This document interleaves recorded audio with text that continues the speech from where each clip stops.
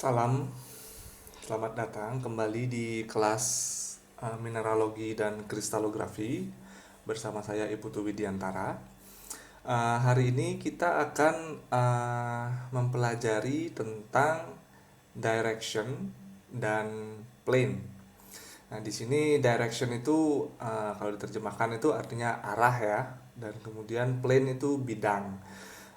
Saya agak aneh kalau misalnya mempergunakan terjemahannya, jadi saya akan tetap mempergunakan istilah direction dan plane ini ya, karena nantinya juga ketika kita membaca artikel itu juga sebenarnya lebih banyak kita itu akan mempergunakan istilah yang menggunakan bahasa Inggrisnya ya, jadi mungkin bisa dibiasakan dari sekarang. Nah, itu ada beberapa gambar. eh, ada gambar itu ya, unit cell, kemudian ada contoh eh, apa namanya bidang direction dan plane-nya ya. Jadi kalau yang direction itu mempergunakan apa itu, misalnya contohnya di 001 itu adalah contoh direction. Itu bisa dilihat dari apa namanya kurungnya, itu kurungnya berbentuk kotak gitu ya. Nah, sementara yang bidang itu 111 itu mempergunakan kurungnya apa melengkung seperti itu. Oke, tanpa berlama-lama kita masuk ke pembahasan kita. Pertama, unit cell ya. Apa itu unit cell? Jadi di sini kenapa kita perlu unit cell, itu kita mulai dari situ dulu. Karena eh, lebih mudah untuk memahami apa namanya direction dan plane ini jika kita melihat di dalam unit cell. Nah, unit cell itu sendiri seperti apa? Mari kita coba lihat ya. Apa itu unit cell gitu. Saya akan mulai dari bagaimana kita memahami apa itu unit cell.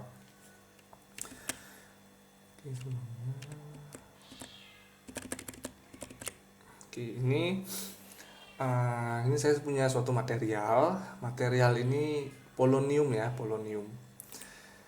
Polonium. Nah, ya kita anggap saja ini itu adalah bentuknya bentuk bentuk di alamnya gitu ya, maksudnya bentuk bentuk besarnya seperti itu, bentuk mineralnya atau bentuk padatannya seperti itu ya, padahal sebenarnya mungkin ini tidak, padahal sebenarnya ini tidak. Nah, tapi kita anggap saja seperti itu. Nah, jadi di dalam material ini kita tahu ya bahwa material ini pasti tersusun dari atom-atom polonium ya. Jadi mari kita coba melihat tampilannya jika dalam bentuk susunan atom-atomnya. Di sini saya hilangkan dulu ininya. Hmm, ini shape-nya saya hilangkan, kemudian saya munculkan atomnya. Kemudian saya perbanyak ininya. Jadi mendekati kondisi realnya ya, mendekati kondisi real.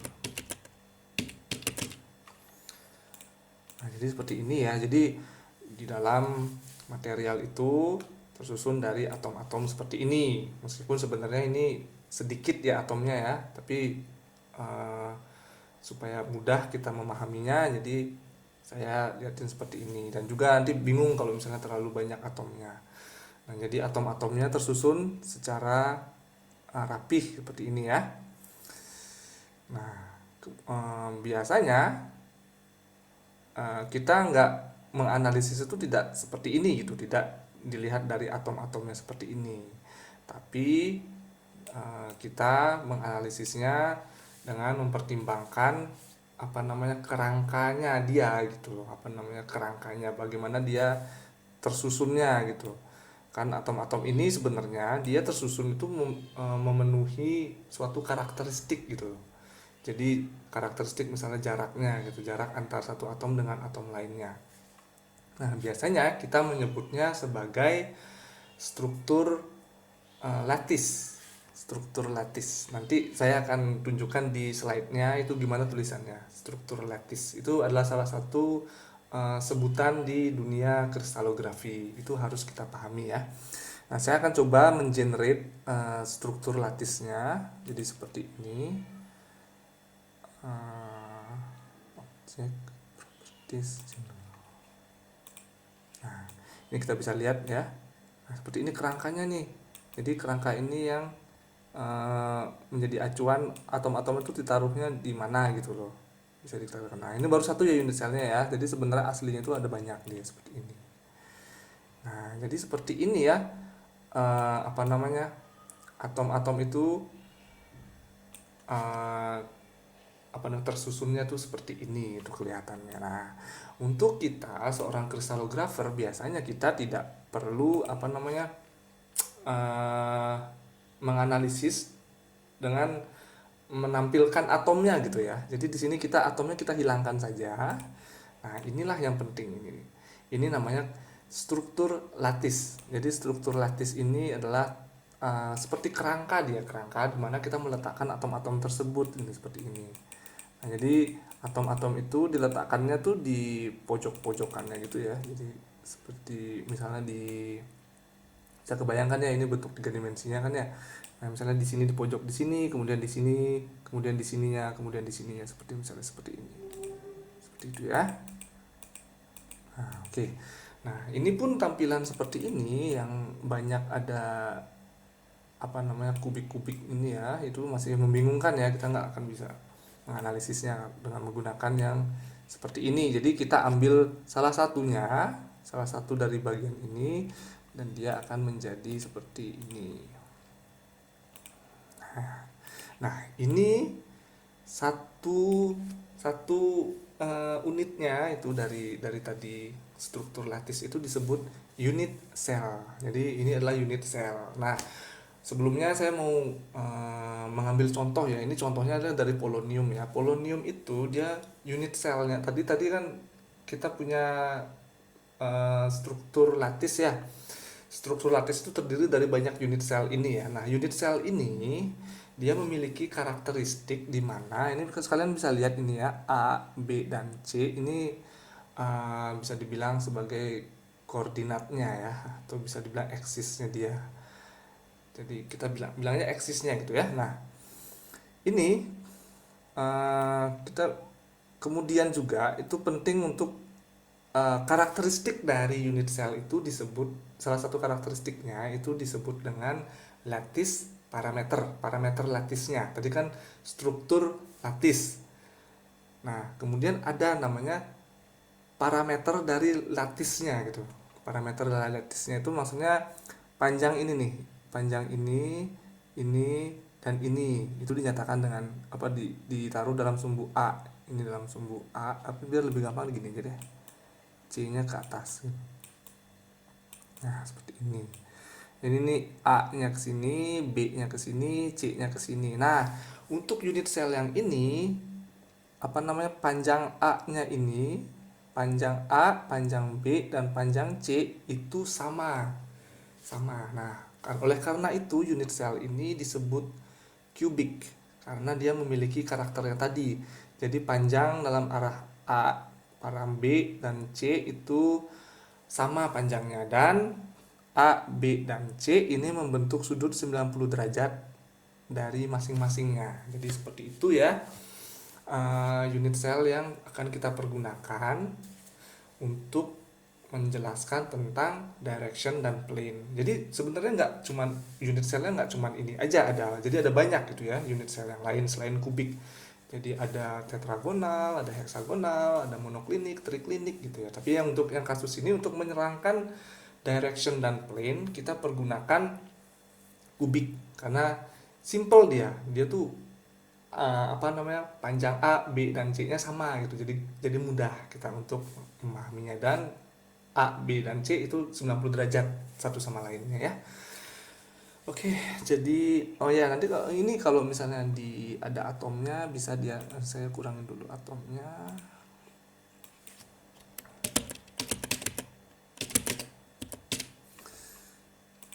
Ini. Nah, kalau misalnya ada atomnya itu nanti tampilannya seperti ini. Ya, mungkin nanti kadang-kadang orang juga nunjukinnya tuh biasanya seperti ini aja gitu loh.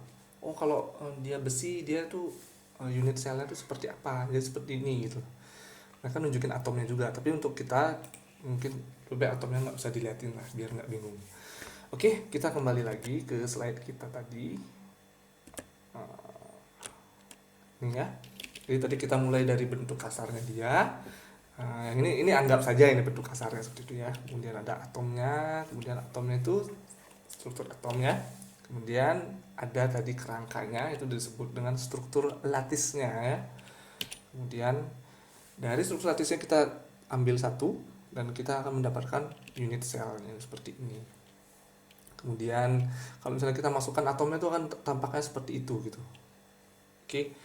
Nah, nah ini unit cell ini yang tadi dia termasuk dalam salah satu kategorinya. Dalam kategori kristal, kelas kristal itu ada 7 ya. Nah, untuk kasusnya kita hanya memakai kubik, dimana kubik ini sangat simpel sekali ya, karena dia itu memiliki karakteristik seperti ini. Jadi jarak A, B, dan C-nya itu sama. Kemudian alfa, gamma, dan beta itu sudut ya. Jadi alfa itu sudut antara B dengan C. Kemudian gamma itu sudut antara A dengan B. Kemudian beta itu sudut antara A dengan C. Itu semuanya 90 derajat. Oke. Nah, inilah unit cell yang akan kita pergunakan untuk mempelajari direction dan plane. Oke, nanti kalau misalnya direction dan plane ini juga akan terpengaruh ya sama unit cellnya. Misalnya unit cellnya bentuknya tetragonal, nanti plane sama directionnya akan berubah juga gitu tampilannya seperti apa. Untuk sekarang kita pakai yang kubik saja. Oke, nextnya untuk penentuan direction dan plane itu untuk kita sebagai seorang kristalografer itu kita memiliki notasinya sendiri ya. Notasi ini sudah dirumuskan oleh Profesor William Hallowes Miller. Nah, ini disebutnya indeks Miller. Nah, beliau mengindeks untuk indeks Miller untuk direction dan indeks Miller untuk plane gitu ya. Nah, seperti kalian lihat di gambar itu di sebelah kanannya itu ada koordinat kartesian ya. Tapi ini untuk kasus kubik ya. Jadi untuk kasus kubik dia itu x, y, z-nya itu tegak lurus satu sama lain ya. Tapi nanti kalau untuk sistem kristal yang lain tuh bisa beda dia ini ya. Enggak 90 derajat gitu ya. Kemudian di situ kita bisa lihat ada unit cell-nya ya, ada 4 unit cell di situ. Kemudian ada bidangnya, gitu, contoh bidangnya. Oke, kita mulai dulu yang dari yang pertama yaitu direction ya. Nah, direction ini saya coba bandingkan dengan yang konvensional, yaitu yang biasanya dipakai di misalnya untuk kita menyatakan suatu vektor di koordinat kartesian 3 dimensi ya, seperti gitu ya. Nah, jadi kalau misalnya kasus konvensional nih, kita kan kalian bisa ngelihat itu ada panah ini ya. Nah, ini panah ini adalah vektor. Nah, sementara kalau untuk indeks Miller dalam kristal juga bentuknya seperti vektor gitu. Jadi bentuknya panah juga seperti ini gitu.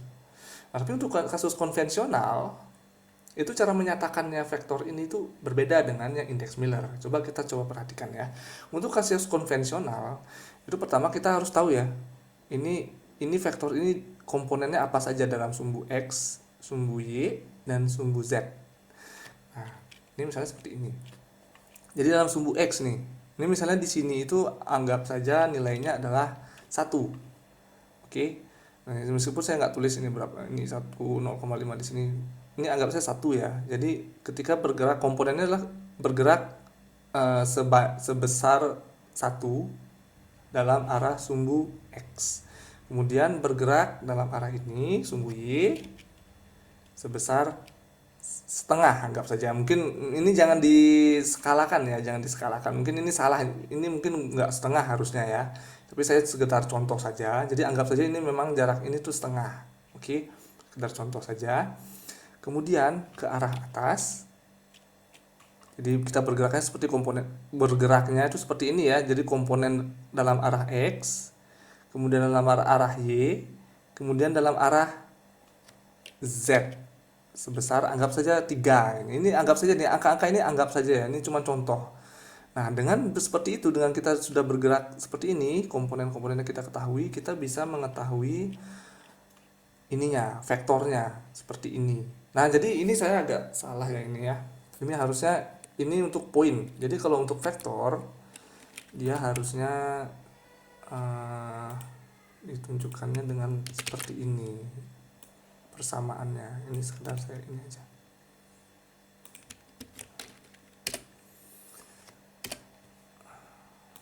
Jadi kalau misalnya dia bentuk ininya itu fungsi x, y, z. Nah, itu kan bergeraknya satu dalam arah x kan, berarti satu, kemudian ada x topinya.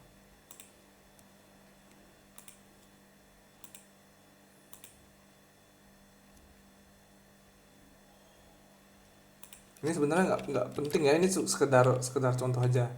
1x ditambah 0,5 y topi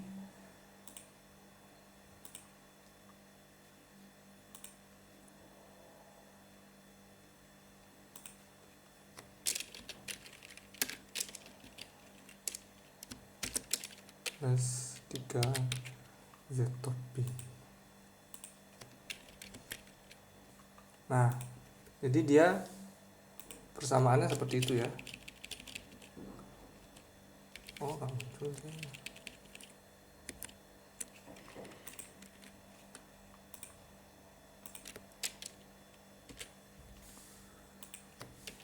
Nah, gitu ya. Nah, jadi dia akan seperti ini gitu. Jadi persamaannya itu akan jadi seperti ini. 1x topi plus 0,5 y topi, kemudian 3z topi. Itu persamaannya seperti itu ya. Jadi untuk vektornya. Namun untuk kasus indeks Miller, dengan menggunakan indeks Miller, kita tidak menyatakan seperti ini gitu. Meskipun dia bentuknya mungkin hampir sama ya, dia bentuknya seperti ini gitu, bentuk seperti arah-arah gini ya, tapi untuk menyatakannya tidak seperti ini. Nah, sekarang kita lihat untuk kasus ini ya, untuk kasus kristalografi itu seperti apa. Jadi yang hal yang kita harus lakukan ini ada beberapa step by stepnya yang bisa diikuti ya. Pertama adalah pilih origin untuk direction. Nah, ini kan directionnya ini ya. Kita ingat ya, ini directionnya yang ini, yang panah ini. Pilih originnya untuk direction. Nah, syaratnya itu untuk originnya itu harus berada di ekornya si direction ini. Nah, ini anggap kepalanya, ini ekornya. Jadi originnya harus kita letakkan di sini. Dalam hal ini di sini ya. Di ini O-nya itu ada di sini. Nah, kemudian pilih sistem koordinat yang sejajar dengan sisi unit cell. Nah, unit cellnya mana? Nah, kita harus munculkan dulu unit cellnya. Unit cellnya tadi apa? Tadi adalah kita mempergunakan kubik ya, kubik. Ini kita munculkan di sini. Nah, ini maaf ya, misalnya ini jaraknya ini, sisi-sisi ini mungkin kalau bisa dihitung tuh mungkin nggak kubik mungkin ini ya. Jadi tolong jangan di scale ininya ya. Jadi pilih sistem koordinat sejajar dengan sisi unit cell. Nah, sistem koordinat kita itu mana? Jadi Z, X sama Y itu sistem koordinatnya. Unit cell itu yang ini kan, yang kotak ini, kubik ini. Nah, kita lihat sistem koordinatnya sudah sejajar dengan sisi unit cellnya. Ini ya, lihat yang ini, yang Z-nya itu sejajar dengan yang ini, unit cell ini. Ya, dia sejajar. Kemudian yang X-nya juga sejajar dengan sisi yang ini. Kemudian Y-nya juga sejajar dengan sisi yang ini. Jadi sudah, kemudian cari koordinat direction berkenaan dengan A, B, dan C. Nah, di sini sama seperti ini, kita mencari komponennya gitu ya. Mencari komponennya. Komponen dalam arah X nih berapa? Oh ya, di sini saya akan tunjukkan, ini unit cellnya, dia punya tunjukkan tadi yang namanya lattice parameter ya. Jadi jarak dari sini, dari 0 ini ke ini di pojokan ini berapa? Nah, kita sebutnya dengan A, B, dan C. Itu namanya lattice parameter. Jadi panjang dari 0 ke sini, ke pojokan ini adalah A. Kita nggak usah nentuin angkanya berapa ya, kita sebut saja A gitu ya.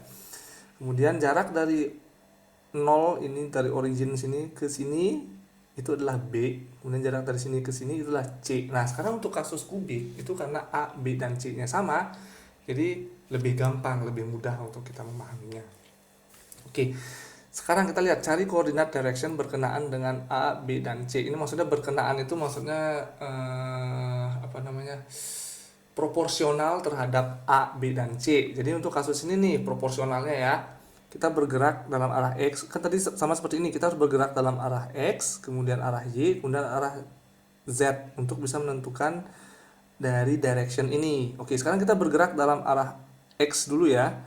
Kita lihat nih, untuk bisa kita mendapatkan vektor ini, kita kan dia tuh dari origin ini, dari 0 ini ke paling pojokan di sini nih, bener-bener pojok banget ya kan. Jadi harusnya jarak rutenya harusnya kan dari pojokan sini sampai ke pojokan sini, kemudian ke atas sampai ke pojokan sini gitu kan harusnya rutenya kan. Nah, kita lakukan seperti itu. Jadi kita gerak, seret. Ini yang biru ini kita bisa lihat harus bergerak dari sini sampai ke sini, ya kan?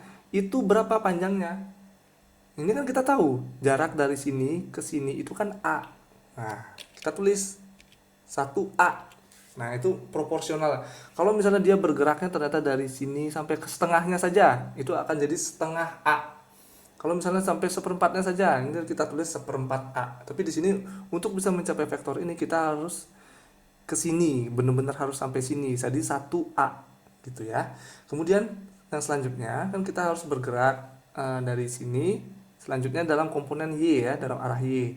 Jadi dari sini kita bergerak harus ke sini ya, kan untuk bisa menemukan vektor ini, direction ini ke sini. Oke, kita lanjutkan thread. Nah, berapa ini? Kan benar dari sini sama sini kita sudah tahu jaraknya berapa kan? Itu adalah B. Nah, proporsionalnya itu benar-benar satu B banget ya, 1B. Nah, kemudian untuk ini karena sekarang setelah X sudah, Y sudah, sekarang ke arah Z. Nah, untuk bisa mencapai sini, ini berapa nih? Kan kita sudah tahu nih, panjang ini. Itu adalah C ya. Sekarang arah Z, kemudian itu panjangnya adalah 1C. Benar-benar 1C banget. Nah, hasil tadi yang 1A, 1B, 1C ini dituliskan dalam bentuk, kalau saya mudahnya supaya nggak salah, itu saya biasanya memakai tabelnya seperti ini. Nah, ini ada UVW ya. Ini biasanya adalah memang notasinya untuk direction itu seperti itu.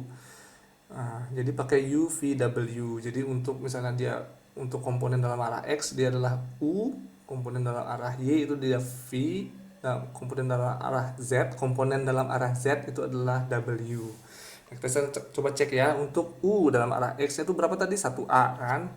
Kemudian untuk arah Y itu 1B, kemudian arah Z itu 1C. Kita tuliskan di sini semuanya. Nah, sudah kita tulis di sini, langkah-langkah selanjutnya itu mudah ya. Penyederhanaan itu maksudnya adalah A, B, dan C-nya dihilangkan. Itu. Karena kita para kristalografer itu sudah tahu itu maksudnya ketika sudah tahu nih unit kristalnya itu adalah unit selnya itu adalah kubik, itu sudah tahu mereka itu bahwa pasti sudah mempertimbangkan lattice parameternya yaitu A, B, dan C tadi. Kemudian integer. Jadi angka-angka tadi itu harus dijadikan bilangan integer. Nah, sekarang ini kan sudah integer ya. Jadi nggak ada perubahan sama sekali. Nanti saya akan tunjukkan contoh di mana harus dirubah menjadi integer gitu. Ketika dia berupa pecahan itu kan bukan integer. Jadi nanti harus dikalikan sesuatu sehingga pecahan tadi menjadi sebuah integer. Nah, ini karena sudah integer, jadi dia tidak ada perubahan, tetap 111. Nah, kemudian angka 111 ini kita masukkan ke dalam tanda kurung sebagai bentuk pernyataan bahwa ini adalah direction. Nah, untuk direction tadi sudah saya sempat katakan bahwa direction itu mempergunakan kurungnya yang bentuknya kotak gitu ya, jadi seperti ini. Nah, inilah yang ditulis nanti di tanda panah ini, tanda panah direction ini. Ini adalah 111 sebutannya, begitu cara menyebutkannya ya, direction 111 seperti itu. Nah, ini para kristalografer itu yang kristalografer harus sudah familiar gitu. Oh, ketika dibilang 111 itu mana ya? Oh, yang ini harusnya gitu. Bisa langsung membayangkan ada yang seperti itu gitu. Tapi untuk kita yang pemula, kita harus melalui proses ini gitu untuk mengetahui ini directionnya tuh dia apa gitu. Oke, nah inilah tadi langkah-langkah untuk menentukan indeks Miller direction ya. Ini contohnya masih sangat mudah ya, menggunakan kubik lagi, maksudnya kan kubik itu mudah sekali.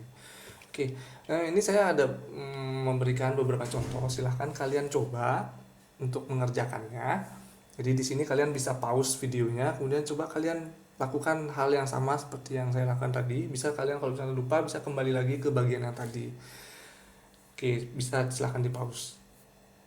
Oke, sekarang saya akan coba menjelaskan ya ini bagaimana solusinya.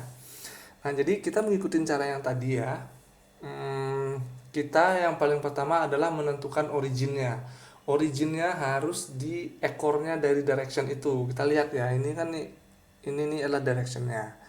Kemudian ekornya tuh di sini kan. Nah, ini sudah tepat di sini. Oke, jadi originnya sudah nggak berubah lagi, tetap di sini ya. Kalian bisa membayangkan ya, ini bentuk 3 dimensinya ya, seperti ini. Nah, sekarang kita lakukan hal yang pertama adalah kita harus menentukan komponennya dalam arah X, Y, dan Z.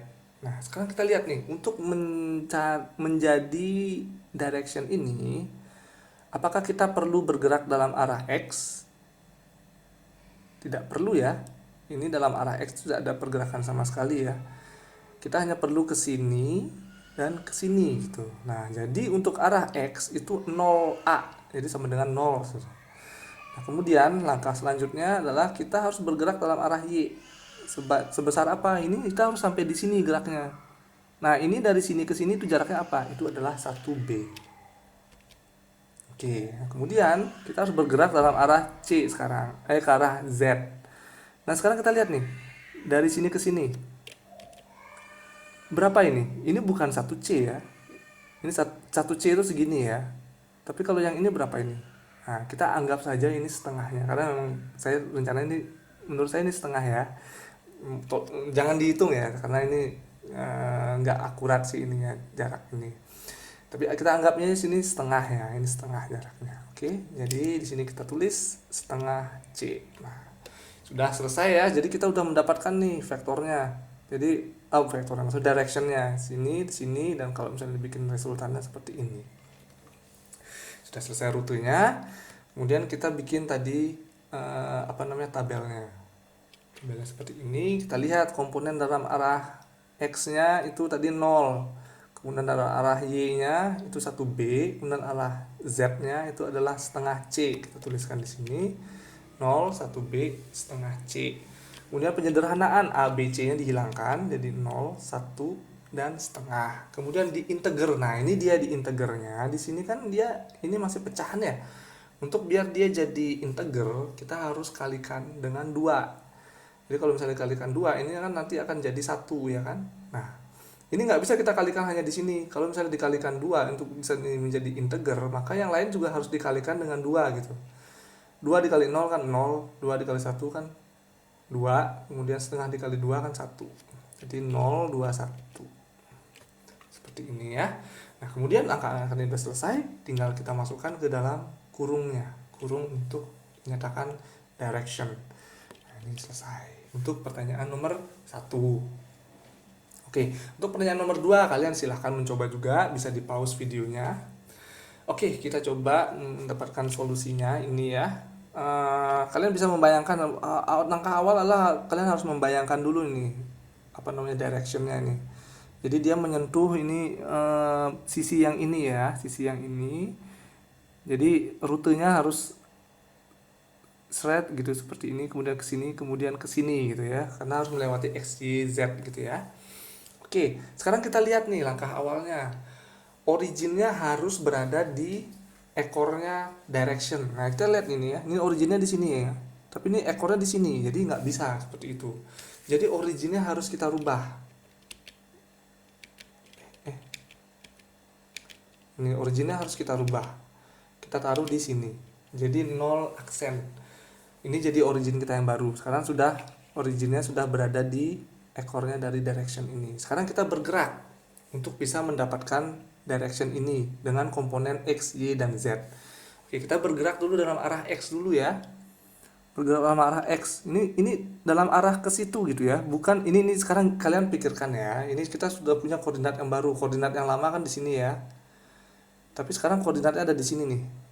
Kita kayak kalian bayangkan di sekarang koordinatnya adalah ini. Jadi A itu yang di sini. Ini originnya di sini. Jadi A-nya ke sini, Y-nya di sini, dan Z-nya di sini.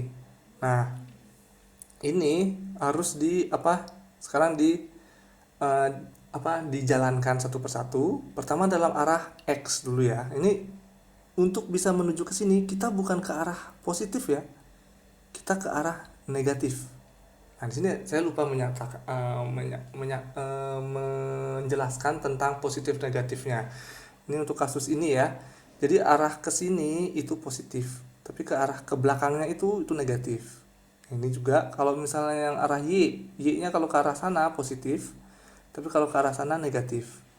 Kalau yang Z itu ke arah atas itu positif, ke arah bawah itu negatif. Oke, itu dipegang ya. Nah, sekarang A. Tadi yang kalau ke arah sini tuh positif ya, ke arah gimana saya bilangnya? Keluar dari layar gitu ya, itu A itu positif. Maksudnya X positif. Tapi ini untuk bisa mencapai direction ini kita harus bergerak ke arah sana gitu ya, ke arah masuk gitu. Jadi negatif dia A-nya. Oke, kita coba lihat. Studi biru itu adalah minus, dan berapa panjangnya berapa, harus benar-benar menyentuh sampai ke situ ya. Itu berarti jarak dari sini ke sini itu adalah 1 kali A. Nah, tapi karena dia ke arahnya ke sana jadi minus dia. Nah, kemudian rute selanjutnya kita harus menempuh komponen Y ya, komponen arah Y. Nah, ini nih nggak harus sampai sini, nggak sampai sini ya, karena untuk mencapai sini tuh kita berhentinya di sini nih, sepanjang ini nih. Ini atas sama bawahnya kan sama nih. Berarti kita hanya perlu kayak setengahnya ya, anggap setengahnya saja, setengah dari arah Y ini ya. Nah, setengahnya ini kan kita tahu jarak dari sini ke sini ya, itu kan B kan. Berarti setengahnya ini itu adalah setengah B. Nah, kemudian ini arah X sudah, arah Y sudah, sekarang kita ke atas, ke arah Z-nya. Kita bisa lihat ya, seperti ini. Nah, ini benar-benar dari sini sampai ke sini ya, ini full C-nya ya. Jadi ini jarak ini itu sama dengan ini. Nah, ini jarak ini adalah C. Maka kita tulis adalah 1C. Oke. Nah, kita buat lagi sekarang tabelnya. Nah, kita tuliskan tadi yang kita temukan tadi, yang kita tulis itu minus 1A setengah B 1C. Dalam sini. Kemudian kita penyederhanaan, hilangkan ABC-nya. Minus 1 setengah 1. Kemudian integer. Ini kan masih ada pecahan ya. Pecahan ini maka harus dikalikan 2 untuk dia menjadi integer. Nah, yang lainnya juga harus dikalikan 2. Jadi hasilnya adalah itu. Dan dimasukkan ke dalam kurungnya. Nah, di sini dalam kurungnya ini kita tidak menulis minus 2 ya. Ini kan minus 2, 1, 2. Di sini itu negatifnya itu kita taruh di atasnya 2-nya itu. Ini memang aturannya seperti itu, konotasinya untuk kristalografi itu seperti itu. Nah, ini kita juga bacanya bukan minus 2 ya, minus 2, 1, 2, tapi kita bacanya 2 bar 1, 2. Jadi barnya itu dibaca setelah 2-nya ya. Tapi ada beberapa versi yang dia barnya dulu, bar 2 1 2. Tapi yang saya baca, tapi salah satu sumber yang saya lihat itu 2 bar. Jadi barnya di belakang. Oke, seperti itu ya. Jadi penulisannya harus mengikuti kaidahnya seperti ini. Oke. Nah, itu seperti ini jadinya. 2 bar 1 2. Seperti itu. Nah, ini kalau misalnya mau ngelihatnya lebih, nah ini nih kalian bisa latihan nih. Kan kayak kalau ada beberapa orang yang tuh agak susah ya ngelihat gambarnya secara 3 dimensi. Ini lebih mudah kalau misalnya kita melihat dengan pergunakan tadi yang software Vesta itu. Di sini di software Vesta ini kita bisa memodelkan vektor-vektor tersebut. Jadi misalnya tadi sebelumnya untuk biar yakin ini sama dengan yang kita pelajari, kita buat si aksisnya sama ya, x y z nya. Jadi x nya tadi mana ya, x ke arah sana,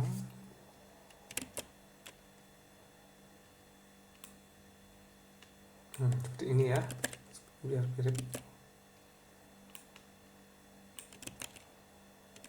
Oke, seperti ini. Nah, tadi kita lihatnya yang ini ya. Contohnya 021 ya, 021. Kita coba generate di sini apakah dia akan seperti itu. Jadi kita pergi ke sini, kemudian vektor yang kita bikin 021. kemudian radiusnya mungkin bisa 0,2. Ini nggak penting ya, ini sekedar ini saja, contoh saja. Nah, oke. Kemudian individual atomnya. Oh ya, di sini saya harus nunjukin atomnya ya, kita pakai ini dan kita masukkan vektornya di direction tadi. Nah, kita lihat ya, ini vektornya sekarang nih, yang tadi direction yang tadi sesuai ya dengan yang ini ya, ini kan, jadi dia menyentuh sebagai sini, yang seperti ini ya, mungkin agak sedikit kurang mirip ininya karena ini saya bikin semirip mungkin ya, ini ya dengan yang ini adalah 021 yang tadi saya pakai itu vektornya, ini 021 tapi sama komputernya dirubah gini berdasarkan yang tadi saya rubah modulus ini, tapi sebenarnya ini adalah 021 ini kayak oke. Nah, dia seperti ini vektornya sama dengan yang ini.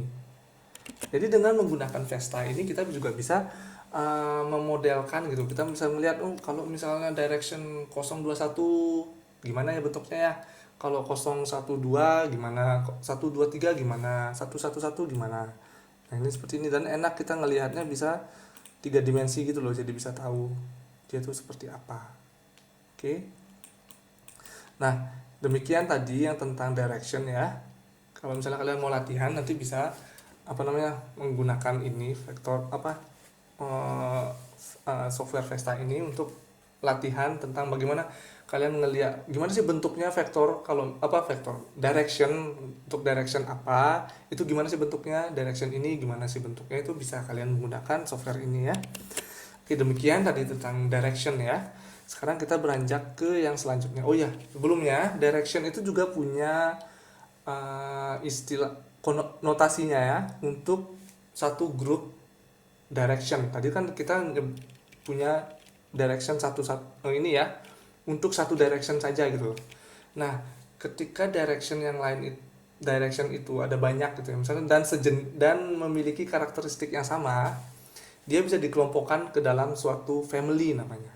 Misalnya ini 100 dan 010 sama 001, dia arahnya beda tapi panjangnya tuh sama gitu. Ini kan dari sini ke sini kan A ya untuk direction ini. Kemudian untuk direction ini 010 dia directionnya ke sini ya, arahnya beda. Untuk 001 kan yang ini dia arahnya beda tapi jaraknya sama gitu, maksud panjangnya dia tuh sama gitu, karena kan tadi kubik A, B, dan C itu sama ya. Nah, jadi di sini panjang direction ini dan ini itu sama. Makanya mereka bisa digolongkan menjadi satu keluarga gitu. Nah, jadinya tadi 3 direction ini bisa dituliskan dalam bentuk family-nya gitu. Jadi 100 itu mencakup ini. Jadi sebenarnya ada juga yang di dalam sini sebenarnya termasuk minus 100, 0 minus 1. Salah, saya jangan sampai minus 1 bar 00, kemudian 01 bar 0, 001 bar. Itu juga termasuk dalam sini sebenarnya, karena mereka memiliki panjang yang sama gitu, meskipun arahnya berbeda. Jadi ini notasinya ya, menggunakan dia kurungnya itu bukan kotak gitu ya, tapi bentuknya seperti ini gitu. Ini jadi kalian jangan sampai salah nulis, tidak boleh sembarangan mempergunakan tanda kurungnya itu ya. Kurungnya itu kalau misalnya seperti ini itu menyatakan family, suatu grup. Ini ada banyak direction berarti artinya. Kalau ini hanya satu direction, jadi kalian nggak boleh salah menuliskan itu. Notasinya harus benar-benar tepat dan sesuai dengan fungsinya gitu ya, nggak boleh sembarangan. Oke, demikian tadi tentang direction ya. Kemudian kegunaan direction itu untuk apa gitu, aplikasinya itu seperti untuk apa gitu. Sebenarnya ada banyak, tapi saya di sini coba ambil satu contohnya adalah dia itu untuk sebutannya untuk bisa menyatakan saya mau lihat dari arah sini nih, kemudian atau arah sini atau arah sini gitu loh.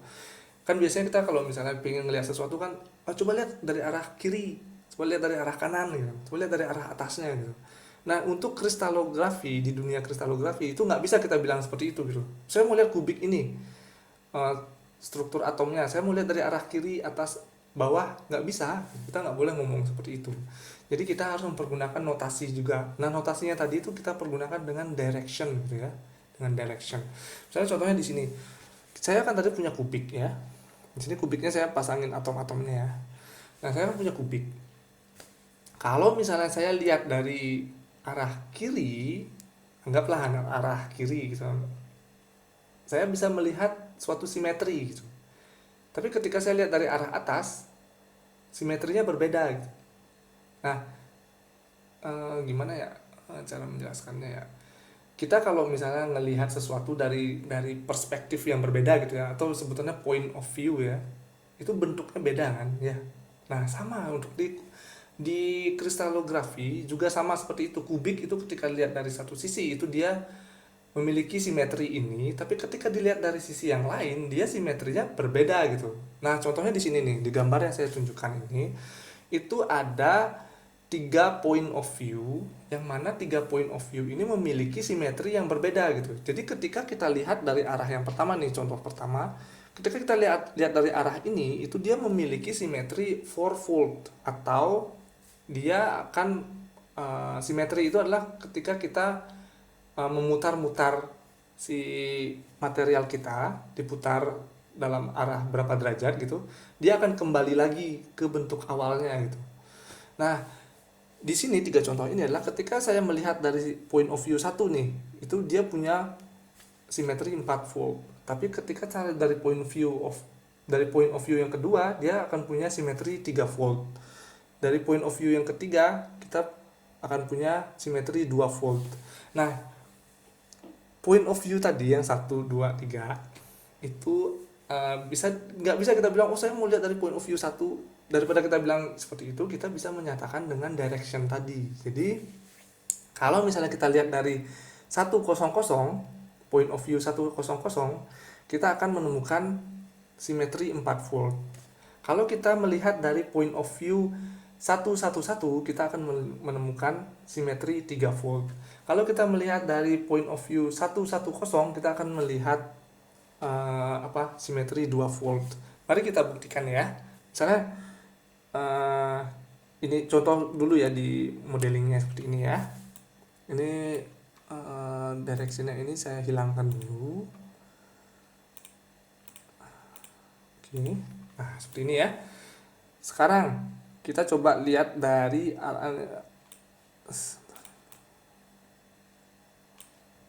nah, ini seperti ini.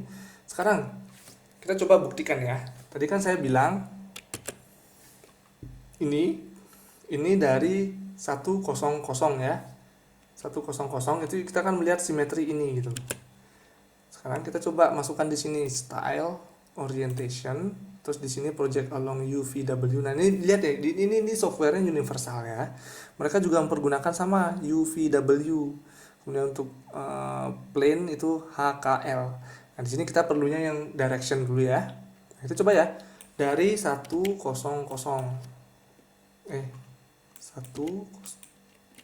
ini 100. Kalau misalnya saya apply ini, berarti kita akan melihat kubik yang di atas ini dari point of view 100. Nah, tadi saya bilang apa? Ketika dilihat dari point of view 100, kita akan melihat simetri 90 derajat ya, 3 volt 3 volt. Berapa sih tadi? 4 volt ya. 4 volt ya. Kita lihat ya. Kita klik apply. Jadi ini dari point of view 100.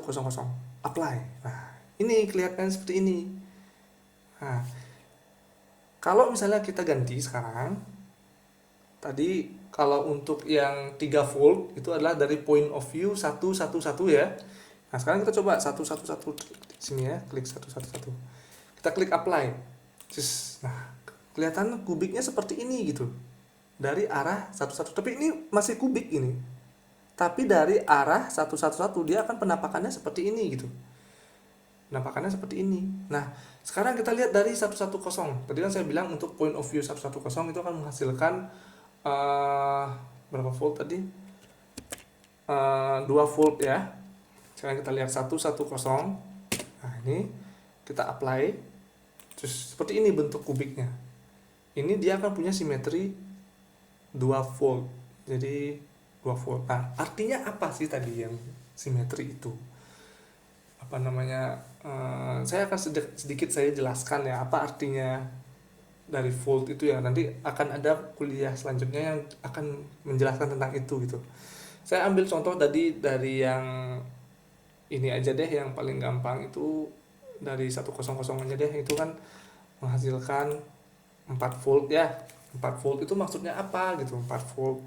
Saya coba saja kita nih. Maksudnya 4 volt itu adalah seperti ini. Di sini saya tulis ya 90 derajat ya. Jadi kenapa bisa bisa dapat 90 derajat itu dari 360 dibagi 4. 360 dibagi 4 itu kan 90 ya. Jadi artinya apa? Material yang bukan material, maksudnya dia punya simetri 4 volt adalah ketika dari sisi itu, ketika kita putar 90 derajat, maka dia akan kembali lagi ke bentuk awalnya gitu. Nah, ini bentuk awalnya seperti ini ya. Sekarang kita punya ini sebagai contoh. Nah, sekarang ini coba kita putar 90 derajat, itu berarti kan dari sini apa namanya, misalnya kita punya garisnya itu seperti ini misalnya ya. Biar gampang, biar lihatnya kita pakai ini garis ini ya. Gini ya. Ini. Terus kita satukan ini. Dan kita jadikan gambar. Nah, seperti ini ya. Ini ya. Kalau 90 derajat kan berarti sampai garis ini menjadi garis yang pokoknya 90 derajat itu dari garis ini menjadi garisnya jadi seperti ini ya. Kita coba. Ini kita putar 90 derajat. Ini ya, ini udah 90 derajat ya dari awal yang garisnya sini jadi ke sini garisnya. Nah, ini kembali lagi ke bentuk awal gitu. Ini mirip sama ini kan, ini jadi ini kan. Nah, itu artinya dia punya simetri 90 derajat. Nah, kita balik lagi ke sini. Jadi, ketika kita menggunakan point of view 100, kita akan melihat kubik kita punya simetri ini gitu, simetri 4 volt. Tapi ketika kita melihat dari point of view 111, dia akan memiliki simetri ini 3 volt. Jadi 120 derajat, diputar 120 derajat dulu baru bisa kembali ke posisi yang awal. Nggak bisa 90 gitu, harus 120. Kalau misalnya kita dari point of view directionnya 110, dia akan memiliki simetri 2 volt, atau ketika dia diputar 180 derajat baru dia akan kembali ke posisi awalnya. Harus 180 derajat, nggak bisa 120, nggak bisa 90. Seperti itu ya gunanya direction itu. Ini juga dipergunakan di ini nih, ini dari buku ya, Structure Determination by X-ray Crystallography, diterbitkan oleh editornya Springer, publishernya Springer. Juga salah satu contohnya penggunaannya adalah seperti ini ya. Ini dia mempergunakan ini kan memang universal gitu. Contoh penampakannya itu seperti ini untuk di buku-buku internasional. Nah, demikian ya yang ingin saya sampaikan untuk direction. Sekarang kita menuju ke plane ya. Nah, plane juga tadi ada penjelasannya untuk kasus koordinat kartesian yang 3 dimensi. Nah, untuk menyatakan suatu plane itu kita pakai persamaannya seperti ini gitu ya. Persamaannya seperti ini. Kemudian kalau misalnya kita cari gitu ya, misalnya untuk yang B itu kan poinnya berarti kan 0 B 0 gitu ya. Kalau untuk yang A ini adalah A 00, ini adalah 00C gitu kan. Ini kalau kita masukkan ke persamaan ini, kita akan dapat nilai D. Kita akan dapat nilai A-nya. Nah, nilai A-nya kita masukkan ke sini dan nanti bla bla bla dan selanjutnya kita akan dapat persamaan seperti ini untuk plane yang ini. Tapi untuk di kristalografi kita menggunakan indeks Miller. Plane-nya sama, tapi kita menyatakannya itu berbeda gitu. Tidak menggunakan persamaan seperti ini. Nah, untuk indeks Miller itu seperti apa? Hal pertama yang harus dilakukan tetap harus menggambar unit selnya ya, unit selnya. Nah, dalam kasus ini kita mempergunakan kubik. Nah, udah menggambar unit selnya, kita harus menuliskan juga lattice parameternya dia gitu. Jadi jarak dari origin ini ke sini itu berapa, sama aja kita pakai ABC saja ya. Kemudian eh oke, pilih koordinat yang mana titik asalnya tidak berada di dalam plane. Nah, kita lihat ini nih. Untuk yang kasus kita yang sekarang itu dia titik originnya tidak berada di dalam plane. Nah, mungkin dengan melihat seperti ini susah ya. Kita coba pakai menggunakan Vesta. Oke. Oke, jadi seperti ini kita coba. Oke, kita coba gambar biar kalian paham maksudnya apa itu, maksudnya tidak di dalam plane. Oke, kita coba dulu ya. Oke, kita coba buat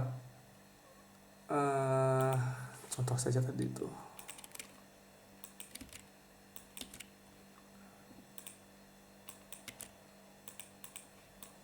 Nah, yang tadi dimaksud kan ini plane-nya sama ya dengan yang ini ya.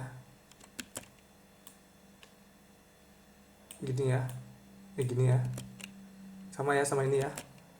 Nah, maksudnya itu kan tadi originnya yang ini tadi kita kan. Ini originnya yang ini ya di sini. Nah, ini kenapa nggak full ya? Oh, ini. Oke. Ini ya. Oh, kurang mirip ini. Oke. Nah, ini yang ini ya. Ini originnya di sini kan. Kita tidak ingin koordinatnya di mana apa originnya itu bersentuhan dengan plane-nya ini loh. Tidak boleh berada di dalam plane. Itu maksudnya adalah si originnya tuh nggak boleh ada di dalam plane gitu, nggak boleh bersentuhan dengan plane-nya. Jadi nggak boleh ada di sini, nggak boleh ada di sini, nggak boleh ada di sini, nggak boleh ada di sini, nggak boleh ada di sini gitu loh. Nah, kasus kita sekarang dia adalah yang ini nih, yang ini, dan dia tuh nggak bersentuhan dengan plane-nya, lihat ya. Jadi sini ya, jadi di luar plane-nya seperti itu. Oke, jadi untuk kasus kita yang sekarang ini aman, sudah terpenuhi koordinat yang mana titik asalnya tidak berada di dalam plane. Kemudian cari posisi di mana plane memotong koordinat berdasarkan parameter lattice-nya.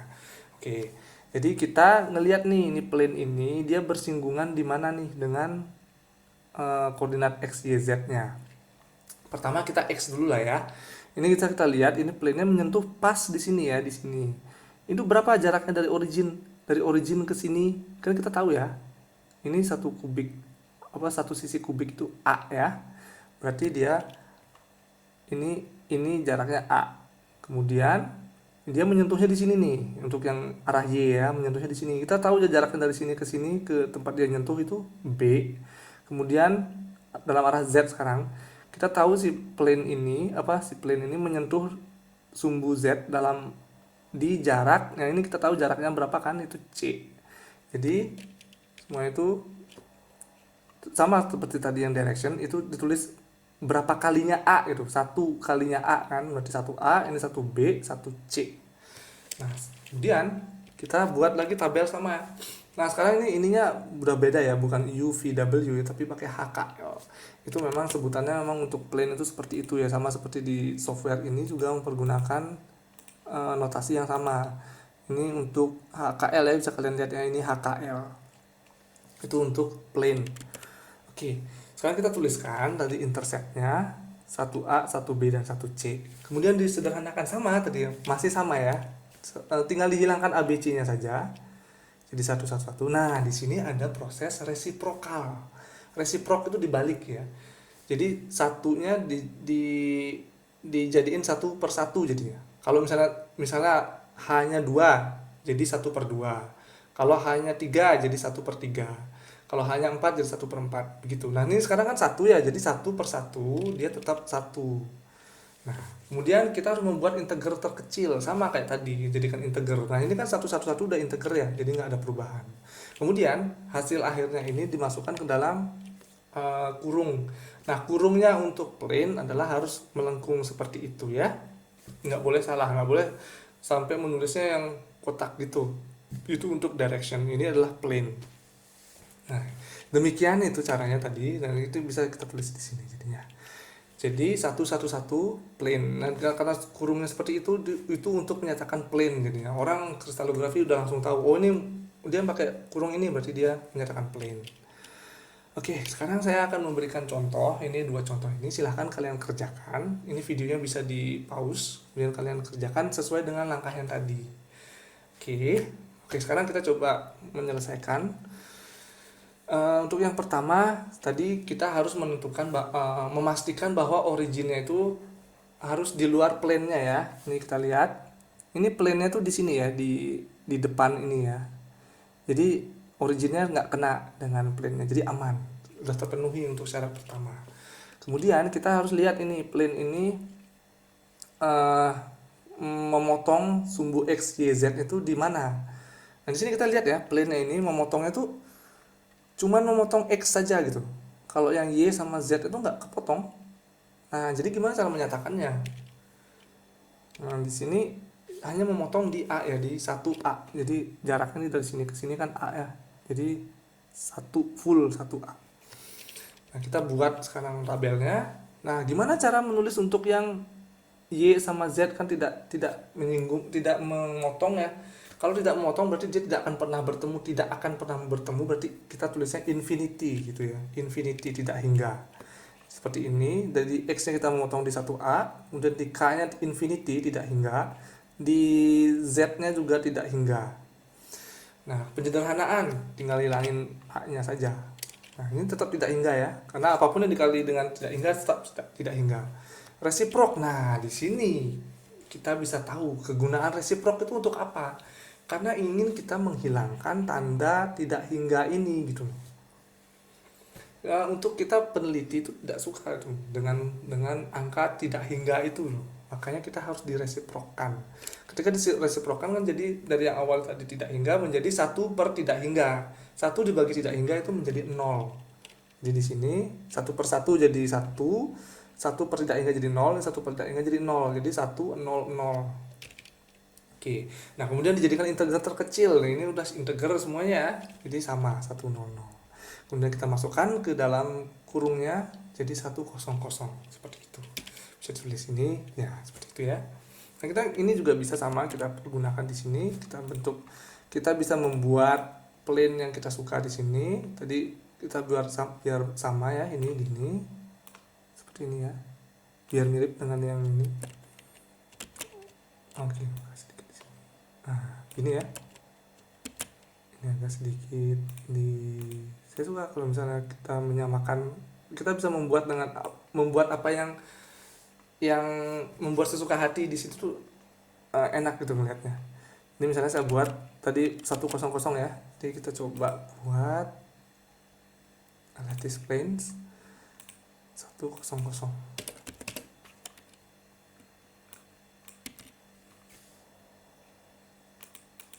Nah, sama ya. Nah, dengan ini plane-nya, terus di sini ini plane-nya di sini ya. Oke. Nah, jadi gitu tadi pakai Vesta itu juga bisa untuk kita bisa melihat, oh kalau penasaran kalau plane 1 2 3 itu gimana ya? Susah kan kalau kita nggak bisa membayangkan gitu ya. Jadi kita bisa tinggal menggunakan software yang tadi. Oke, sekarang untuk pertanyaan yang kedua kalian bisa coba kerjakan sendiri, bisa di pause dulu. Oke, kita coba untuk melihat solusinya seperti apa. Nah, ini ada kasus khusus yaitu tadi syarat pertama kan dia originnya itu tidak boleh di dalam plane-nya ya. Nah, itu kita lihat ya. Ini originnya itu ada di dalam plane-nya. Ini plane-nya tuh ke arah sana kan, memanjang gitu kan, dan plane originnya tuh ada di tengah-tengah, ada di dalam plane gitu originnya. Jadi tidak boleh. Jadi kita harus memindahkan originnya. Jadi di sini sekarang.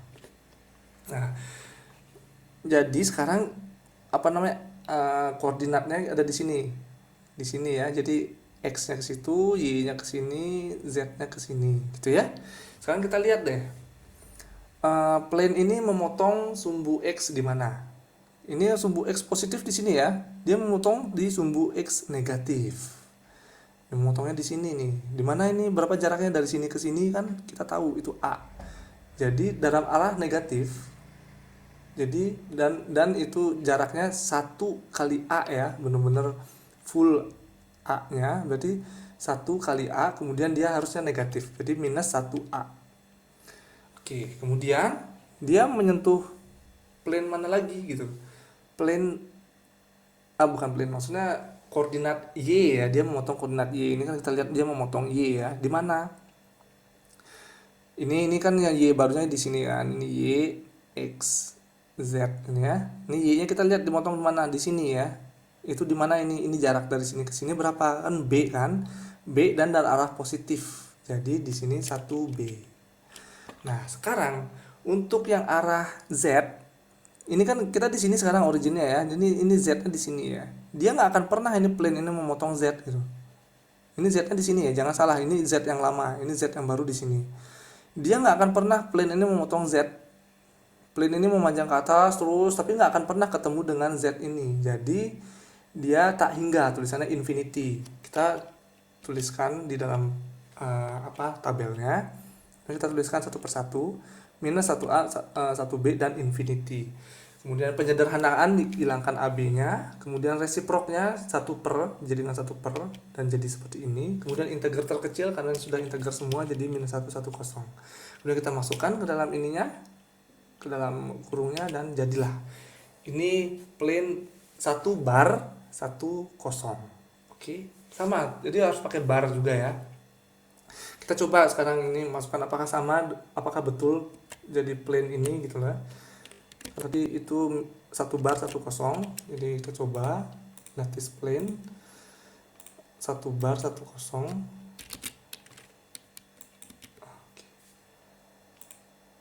Oke. Kita masukkan. Wah, dia ada di situ ya.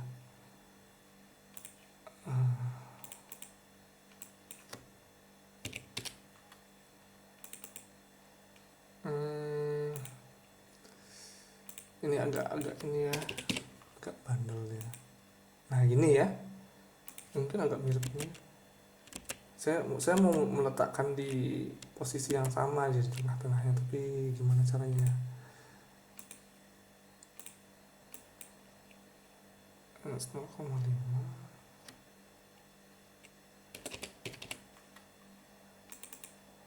Oh, bukan. Coba ini. Mungkin bisa ini ya. Ya seperti ini ya. Ini tinggal jarak aja nih, jarak penentuan jaraknya aja. Tapi ini udah mirip.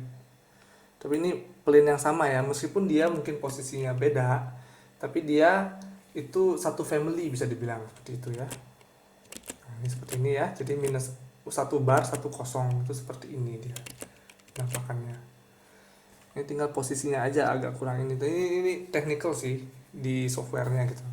Tapi ini sudah menyatakan plane yang sama. Jadi plane itu yang pentingnya itu adalah posisi normalnya gitu ya. Nah, normalnya antara ini dan yang ini sudah sama gitu.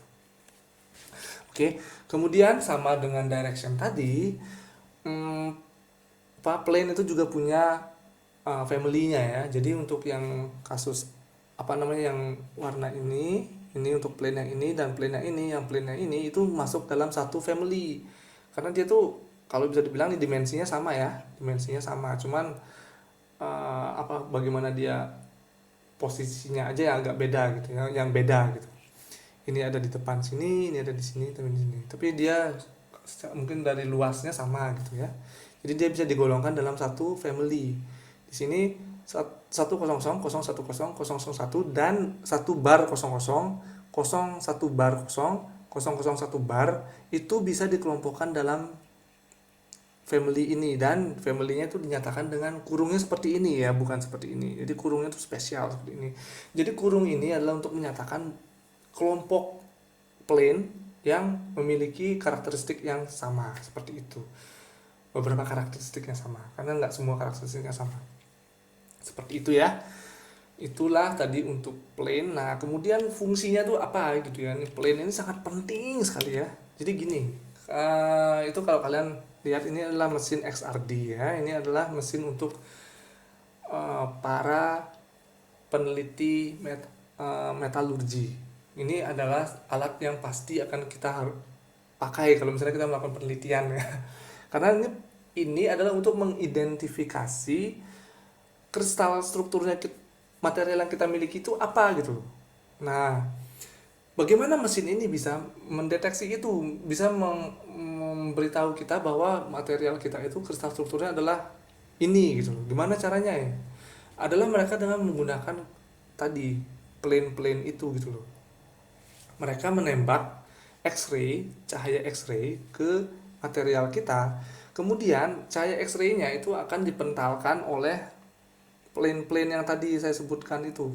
Enggak, maksudnya dengan plane-plane yang ada di material kita. Nah, ini kan ini datanya ya yang didapat setelah karakterisasi menggunakan mesin ini ya. Jadi sumbu X-nya itu adalah sudut difraksinya.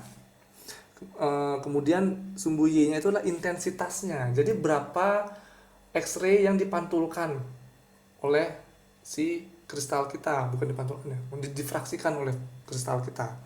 Nah, di sini ada peaknya tinggi nih, intensitasnya tinggi di sini. Itu menyatakan banyak ada X-ray yang didifraksikan dan mengenai detektornya. Nah, dia bisa muncul seperti itu karena adanya plane ini, plane 110 gitu. Kemudian yang ini intensitasnya bisa tinggi karena dia dipantulkan oleh plane ini, plane 200. Kemudian yang intensitas yang ini dipantulkan oleh plane 211. Seperti itu ya. Nah, dari sini kita bisa tahu bahwa kalau misalnya intensitasnya tuh seperti ini, benar-benar seperti ini ya. Jadi di 45, di 65 dan 82,5. Kalau dia ada peak di situ, berarti material ini termasuk kubik. Gitu. Material kita apapun itu, dia itu adalah kubik. Jadi ini si plane-plane ini jadi seperti identitasnya dia gitu. Jadi penandanya. Apa ya? Karakteristiknya ya gitu ya, dipergunakan untuk bisa mengetahui dia itu strukturnya apa gitu. Jadi seperti itu ya peran dari plane itu seperti itu. Kalian jadi sekarang udah tahu fisis dari data hasil XRD itu adalah menyatakan itu gitu. Ini kalau kalian punya material dengan struktur kristal yang bukan kubik, itu nggak akan muncul intensitas di sini, dia akan berada di posisi yang lain. Nah, inilah yang dipergunakan untuk mengetahui jadinya. XRD, mesin XRD ini adalah sangat luar biasa, sangat penting sekali gitu ya untuk mengidentifikasi material kita. Nah, demikian saja. Dan ini kesimpulannya, jadi direction dan plane untuk kristallografi menggunakan notasi indeks Miller ya. Jadi beda dengan kasus yang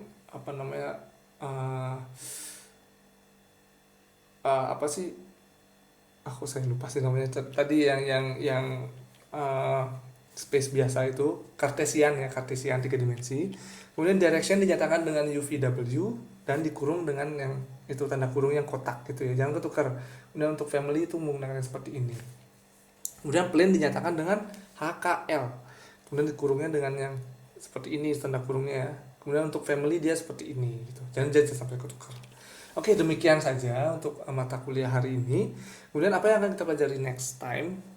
Itu kita akan pelajari tentang 7 kristal sistem ya. 7 kristal sistem itu apa saja. Jadi kalau yang tadi kita hanya mempergunakan di kubik saja. Jadi nanti next time kita akan saya memperkenalkan 6 kelas kristal yang lainnya. Itu terdiri dari monoklinik, triklinik, heksagonal, trigonal, ortorombik, dan satu lagi tetragonal. Gitu. Tadi ini cuma contoh beberapa saja. Nah, oke, semoga saja yang hari ini bisa bermanfaat ya, dan mohon maaf kalau misalnya saya ada kesalahan ucap atau apa. Dan misal ada salah yang saya tadi sampaikan, bisa tolong dicatat, kemudian disampaikan di kelas diskusi kita nanti. Dan kalau ada pertanyaan juga bisa disampaikan ya. Kalau misalnya ada yang kurang jelas, nanti saya akan sampaikan lagi. Misalnya penjelasan saya mungkin yang di sini tidak bisa gitu ya untuk menjawab pertanyaannya, nanti saya akan coba dengan penjelasan lain mungkin di kelas selanjutnya. Oke, demikian saja. Terima kasih atas perhatiannya. Salam hormat.